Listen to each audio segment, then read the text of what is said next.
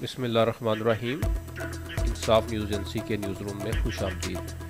एक अफसोसनाक खबर शामिल करते हैं मंडी बहाउद्दीन से, जहां से हमें रिपोर्ट किया है अनायतुल्लाह जिमखलेर ने। मारूफ कानूनदान साबिक सदर डिस्ट्रिक्ट बार एसोसिएशन मंडी बहाउद्दीन नामालूम मुलज़मान की फायरिंग से अपने ड्राइवर समेत जान बच।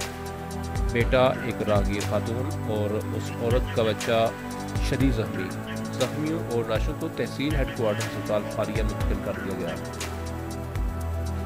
तफसीलात के मुताबिक साबिक सदर डिस्ट्रिक्ट बार मंडी बहाउद्दीन महमूद परवेज रांझा अपने बेटे दानियाल परवेज रांझा के हमरा मंडी बहाउद्दीन से वापस अपने गांव लखा कदर जा रहे थे कि थाना कादराबाद के इलाका हम्बड़ के करीब दाद लगाए हुए नामालूम मुलज़मान ने गाड़ी पर अंधाधुंध फायरिंग कर दी, जिसके नतीजे में महमूद परवेज रांझा एडवोकेट अपने बेटे दानियाल परवेज रांझा और ड्राइवर समेत शदीद जख्मी हो गए।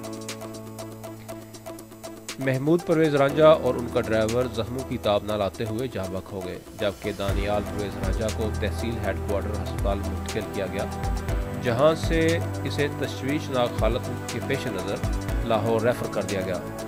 फायरिंग की जद में आकर एक राहगीर खातून और उसका 1 साला बच्चा भी जख्मी हो गए।